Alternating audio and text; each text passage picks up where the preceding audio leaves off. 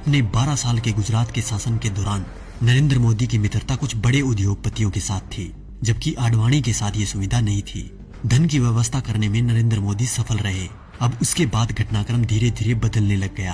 पूंजीपतियों ने भाजपा के सामने शर्त रख दी कि भाजपा को तभी धन उपलब्ध करवाएंगे जब नरेंद्र मोदी को प्रधानमंत्री पद का उम्मीदवार पार्टी घोषित कर दे।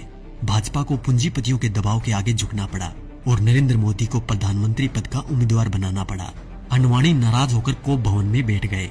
उसके बाद धीरे धीरे घटनाक्रम बदला। लोकसभा चुनाव प्रचार के दौरान मुकेश अंबानी ने देश में 22 चैनल खरीद लिए।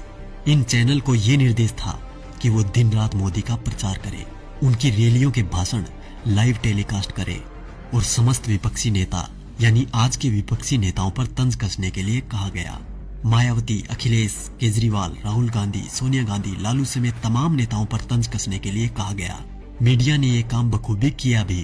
तकरीबन 600 वेबसाइटों को मुकेश अंबानी ने खरीद लिया। नरेंद्र मोदी ने 400 रैलियां की थी। इन रैलियों का खर्चा अपने 67 पूंजीपति मित्रों के द्वारा उठाया गया। नरेंद्र मोदी को चुनाव प्रचार करने के लिए एक हेलीकॉप्टर दिया गया था।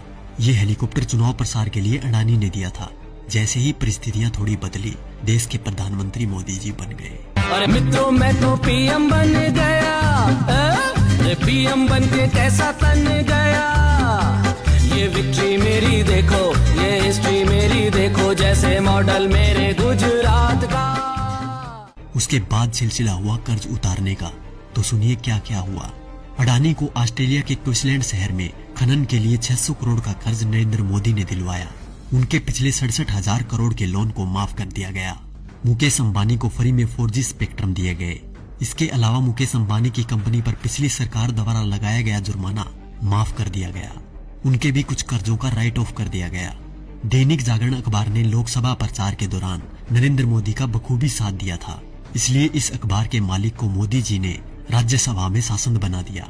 दैनिक भास्कर अखबार, जिसके मालिक वेदांता कंपनी है, उसको मोदी जी ने छत्तीसगढ़ में कोयले की खदान दिलवा दी।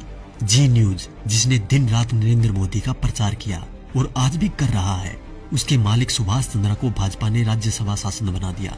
और अब बात करें किसान और गरीब लोगों की, तो शायद उनके बारे में मुझे बोलने की जरूरत ही नहीं, क्योंकि सभी नेता कोई भी पार्टी का हो एक ही बात बोलता है, कर्ज माफ, लोगों को नौकरी और लड़कियों को सम्मान। तो क्या हुआ भाई साहब, कर्ज तो आप सभी का माफ हो ही गया होगा और नौकरी भी लग गई होगी, आराम से घर बैठकर खाने की। वैसे देखा जाए तो हम जवानों को इस फोन से फुर्सत मिले तब ना। 4G की लहर ऐसी आई है, हमारी आवाज तभी निकलती है जब टिकटॉक और PUBG बैन हो जाए।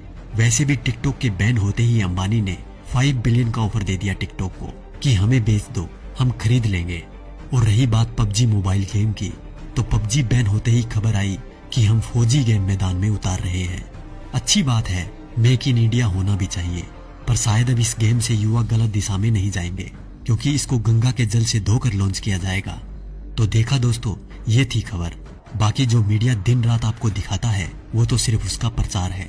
साथियों, ये खबर हर फोन में होनी चाहिए, जिससे कि बीजेपी की इस करतूत का सबको पता चल जाए।